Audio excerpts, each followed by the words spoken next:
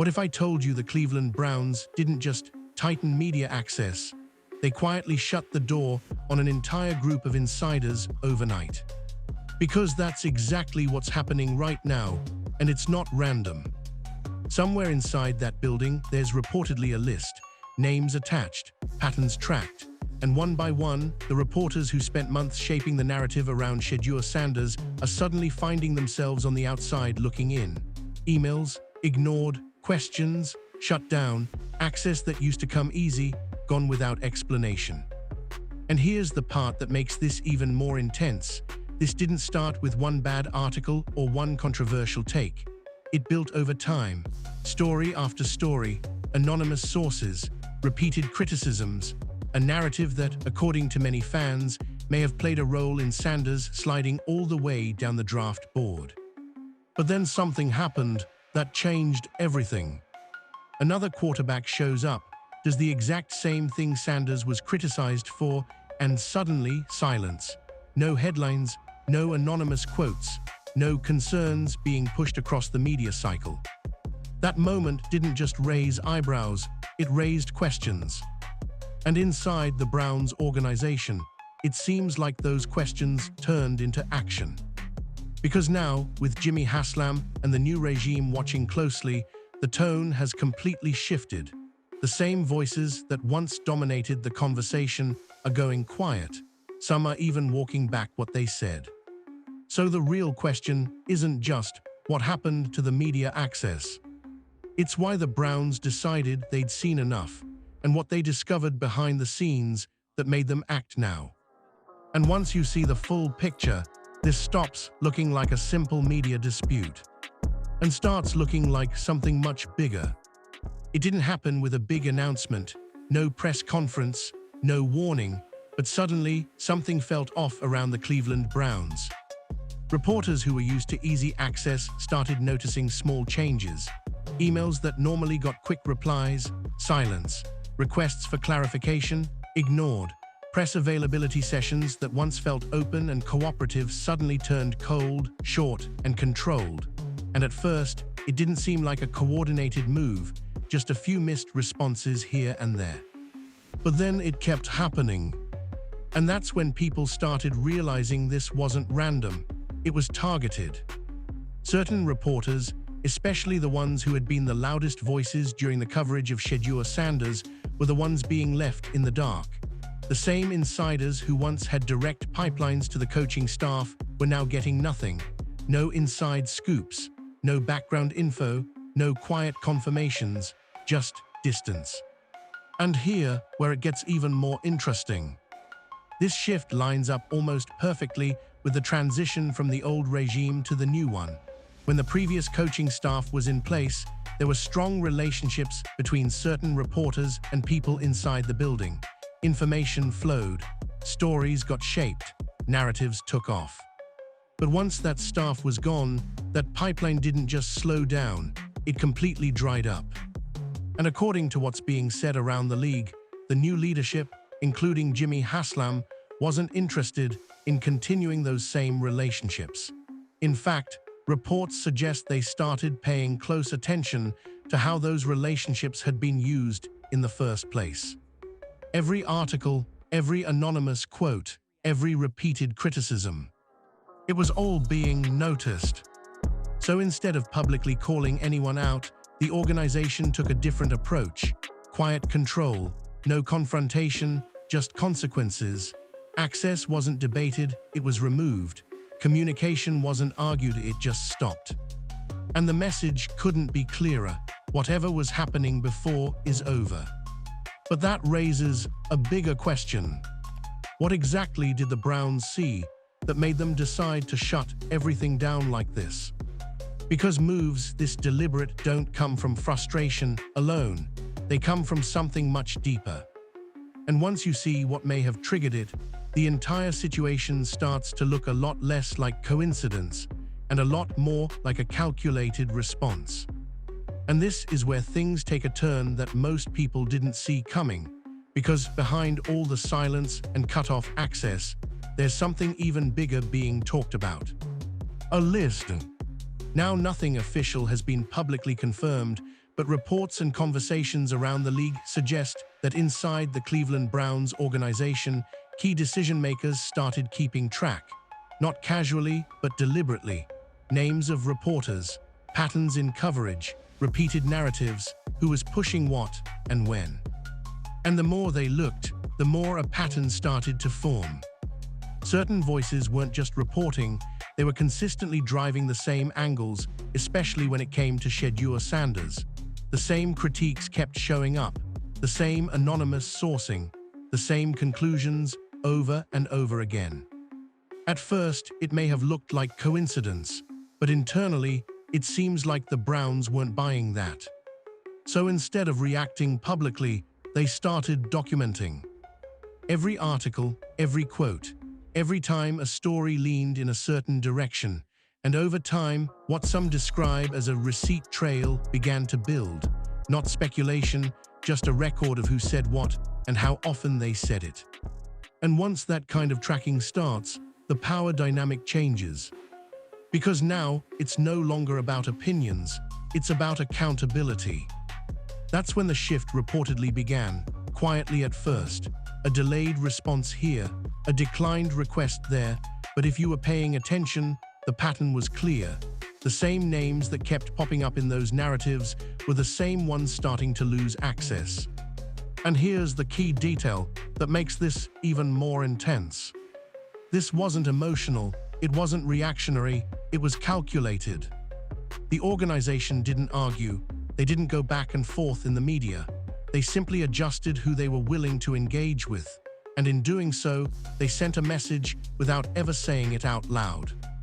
If you were part of what they believed was shaping the wrong narrative, you're no longer part of the conversation. And the people who built their credibility on that access, they're now operating without it. But the real twist is this. The list wasn't just about the past, it was about control moving forward. Because once an organization decides to track influence, instead of just reacting to it, everything changes. And what happened next made it clear, this wasn't just about keeping score. It was about shutting the entire system down. Now here, where the story really starts to shift, because what happened to Shedeur Sanders before the draft wasn't just normal criticism, it turned into a full-blown narrative. Leading up to the 2025 draft, one detail kept showing up everywhere, the way he patted the ball before throwing. At first, it sounded like a minor mechanical note, something quarterbacks tweak all the time, but then it didn't go away. It escalated. Suddenly, multiple reports began emphasizing the same thing. Articles started quoting unnamed scouts. Anonymous executives reportedly raised concerns. The language got stronger. What started as a small critique turned into questions about whether he could even succeed at the next level. And here, where it gets interesting. A lot of this coverage relied on sources that weren't publicly identified. Now, to be fair, that's not unusual in sports media, but the consistency of the message caught people's attention. The same talking point kept repeating across different platforms, almost like it had taken on a life of its own. Some fans began to question it. Was this just coincidence, or was there a larger narrative forming behind the scenes? Now there's no confirmed proof of coordination, but it's been said by some analysts that when multiple outlets echo the same concern at the same time, it can shape how a player is viewed more than people realize. And in this case, that perception may have mattered. Because as the draft got closer, the conversation around Sanders didn't seem to evolve, it narrowed. Instead of highlighting his production, his decision-making, or his upside, the focus kept circling back to that same detail, over and over again. And when a single storyline dominates like that, it can start to define a player in the eyes of teams, fans, and even decision-makers. And then came draft night. Instead of going where many expected, Sanders slid and kept sliding until he landed much later than projected. Now no one can say for certain why that happened. The draft process is complicated. Teams have their own evaluations, their own priorities. But what can't be ignored is how strong that narrative became in the weeks leading up to it. And once people started connecting those dots, it raised a bigger question. If that storyline played such a major role in shaping perception, where did it really come from? Because what happened next would make that question impossible to ignore. And just when it felt like that narrative couldn't get any louder, something happened that flipped the entire conversation. Another quarterback stepped into the spotlight, Fernando Mendoza, and during his pro day, something very familiar showed up. The same exact habit. The same ball pat before throwing. The same motion that had been dissected, criticized, and labeled a potential problem when it came to Shedeur Sanders. But this time, nothing. No flood of articles, no anonymous executives raising concerns, no repeated headlines questioning whether this habit could hold him back at the next level. Just silence. And that silence is what caught people's attention. Because it wasn't just about the mechanics anymore, it was about the reaction, or more specifically, the lack of one. Fans started pointing it out almost immediately, clips circulated, comparisons were made, and the questions started gaining traction. Why was the same exact trait treated so differently? Now, to be clear, there's no official statement confirming any kind of intentional double standard, but the contrast was hard to ignore. One player had that habit turned into a defining flaw, while another seemed to move through the process without it even being mentioned. And that's when the conversation took a deeper turn. Some observers began suggesting that this might not have been about mechanics at all, that maybe the original criticism had been amplified beyond what the actual football evaluation justified. Others went further, saying it exposed how narratives can form and how quickly they can stick, depending on how they're presented. Again, these are discussions happening among fans and analysts, not confirmed facts, but the timing made it impossible to overlook. Because this wasn't years apart, this happened almost back to back. And for people inside the Cleveland Browns organization, who had just watched one of their players go through that entire cycle, this moment may have felt like confirmation of something they already suspected. That the story wasn't being shaped equally. That the coverage wasn't being applied consistently. And if that's even partially true, it changes everything. Because now it's not just about one quarterback or one critique. It's about how narratives are created, who controls them, and what happens when those narratives don't hold up under scrutiny. And once that realization sets in, it becomes a lot easier to understand why the Browns didn't just respond. They acted. Message delivery timed out. Please try again. Retry. But here's the part that completely breaks the narrative, because when you actually look at football history, that issue everyone focused on doesn't hold up at all. The whole idea that patting the ball is some kind of fatal flaw, it sounds convincing until you realize how many all-time great quarterbacks have done the exact same thing. We're talking about names like Tom Brady, Patrick Mahomes, Josh Allen, even legends like Joe Montana and Dan Marino. Turn on the tape and you'll see it over and over again, a quick pat, a reset, a rhythm cue before the throw. And nobody ever called it a career-ending problem. In fact, many coaches have explained that it can actually help with timing. It keeps the upper body in sync. It allows the quarterback to adjust mid-read if something changes post-snap. In other words, it's not always a flaw, it can be part of a player's natural rhythm. So when that same habit was used as a major criticism against Shedeur Sanders, it started to feel inconsistent. Because if it didn't stop those quarterbacks from dominating the league, why was it suddenly being treated like a deal-breaker? That's where the conversation really shifted. It stopped being about mechanics and started becoming about interpretation. Some analysts began pointing out that football evaluations aren't just about what you see, they're about how it's framed. The same trait can be described as a flaw or a stylistic quirk, depending on who's talking about it. And once a certain description catches on, it can shape how everyone else sees it. That's exactly what seemed to happen here. The more that ball-patting narrative spread, the more it defined Sanders in the public eye. Not his accuracy, not his decision-making, not his production, just that one detail. And once a player gets reduced to a single talking point like that, it's hard to shake. But now, with the comparisons being made and the history being revisited, people are starting to question how that narrative gained so much power in the first place. Because if the football evidence doesn't support it, then something else might have.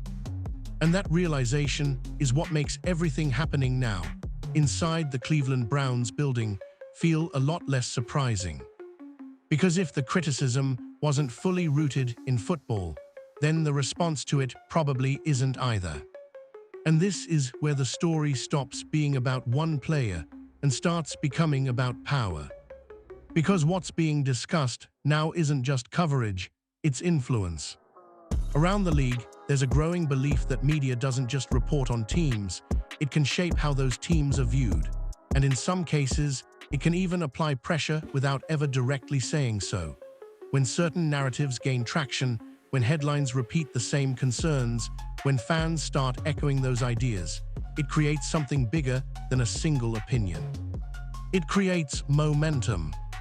And momentum can be powerful. Some analysts have pointed out that owners don't operate in a vacuum. They see public reaction. They see headlines, fan sentiment, and the overall tone surrounding their team. And while decisions are ultimately made internally, that outside noise can still influence how situations are perceived. Now, to be clear, there's no confirmed proof that any specific group was trying to steer decisions inside the Cleveland Browns. But it's been suggested that when media narratives become strong enough, they can start to feel like pressure, even if that wasn't the original intent. And that's where things get interesting. Because if an organization starts to believe that coverage is crossing the line from reporting into influence, the entire relationship changes. It's no longer just about access and interviews. It becomes about control. That's why some believe the Browns didn't just react to individual stories, they reacted to what they saw as a bigger pattern. A system where certain voices had enough reach to shape perception around key decisions, including how players like Shedeur Sanders were viewed during critical moments. And once that idea takes hold inside a front office, the response becomes almost inevitable. You don't argue with it publicly. You don't go back and forth. You simply remove the leverage. Cut the access, close the pipeline, limit the influence. And suddenly, the same voices that once helped drive the conversation are no longer part of it. But here's the twist. When that kind of shift happens, it doesn't just affect reporters, it changes the entire ecosystem around a team. Because now, the flow of information is controlled differently. The narrative becomes harder to shape from the outside. And that raises a bigger question moving forward. If media influence helped shape the past, what happens now that that influence is being pushed out? Because whatever the answer is, it's going to redefine how this story unfolds next. And now we're seeing the fallout, not in statements, not in headlines, but in real time. Because the shift inside the Cleveland Browns building isn't subtle anymore, it's visible. Reporters who once had direct lines into the organization are now getting nothing back. Questions that used to spark detailed answers are met with short, controlled responses or no response at all. Press sessions feel different, tighter, more guarded, and if you've been following closely, you can tell exactly who's being affected the most. It's the same names that were heavily involved in shaping the narrative around Shedeur Sanders. And here, where it gets even more telling. Some of those voices have started to change their tone. Not dramatically, not all at once, but enough to notice. Comments that once sounded confident are now being softened. Certain takes are being walked back. In a few cases, There have even been subtle admissions that maybe things were overblown or taken too far. And that shift didn't come out of nowhere. It happened right as the access started disappearing. Now no one is openly saying, "This is why," but the timing speaks for itself. When the flow of inside information stops, the entire approach has to change. Because without that access, those same reporters are now working without the advantage they once had. They're on the outside. And that's a position they haven't been in for a long time. Meanwhile, inside the organization, the message seems clear. This isn't about going back and forth. It's not about correcting the record publicly. It's about control, quiet, firm, and consistent. If you crossed a certain line, whatever that line may be, you're no longer part of the inner circle. And the consequences aren't temporary. Because once access is pulled like this, it's hard to get it back. Trust, once broken, doesn't reset overnight. And from everything being observed, the Browns aren't in a hurry to rebuild those relationships. Which raises the biggest question yet. Is this just a short-term correction or a permanent shift in how this organization deals with the media? Because if it's permanent, then what we're watching right now isn't just fallout. It's a complete reset. And when you zoom out, this story becomes a lot bigger than just one quarterback or one team. Because what's happening around the Cleveland Browns right now is really about control. Who has it, who loses it, and what happens when that balance shifts.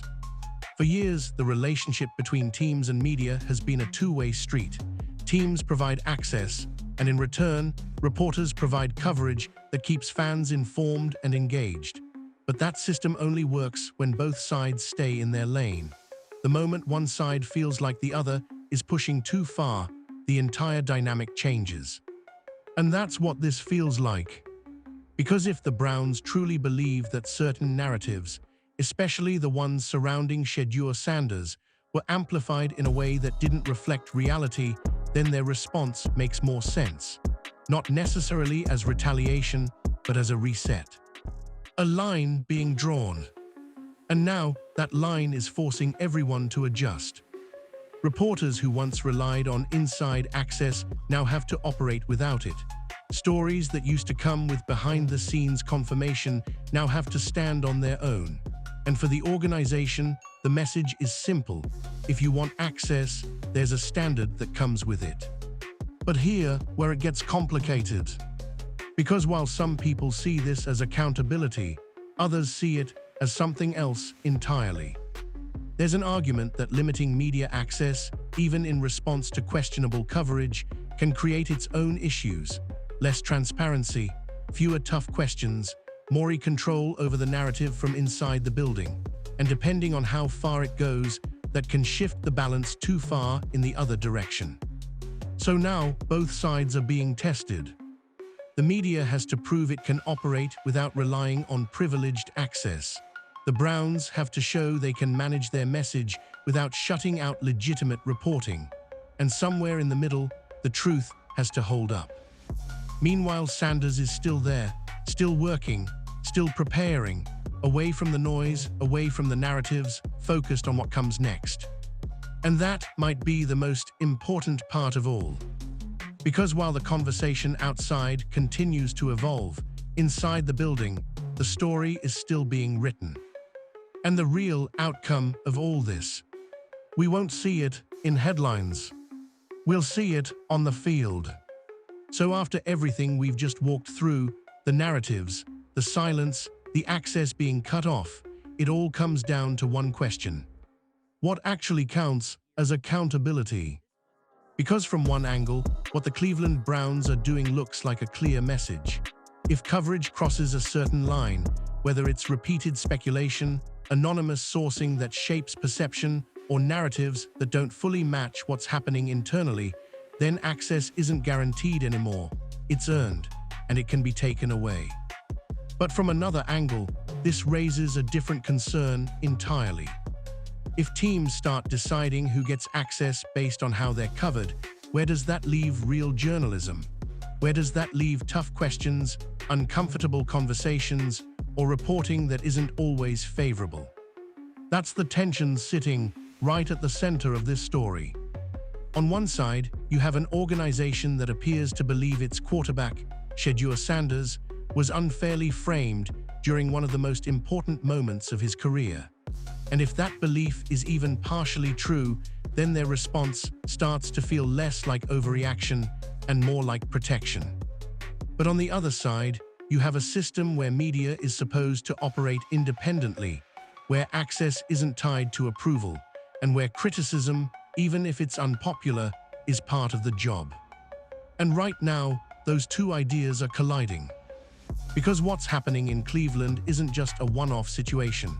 It could set a tone. If this approach works, if controlling access reshapes the narrative, other teams might start doing the same thing. And if that happens, the entire relationship between teams and media could shift in a way we haven't really seen before. So now it comes back to you. Should teams have the power to cut off reporters they believe crossed the line? Or does that create a system where only certain voices are allowed close enough to tell the story? And more importantly, was this situation about correcting something that went too far? Or is it the start of something that could go even further? Because one thing is clear, this isn't over. In fact, this might just be the moment where everything starts to change.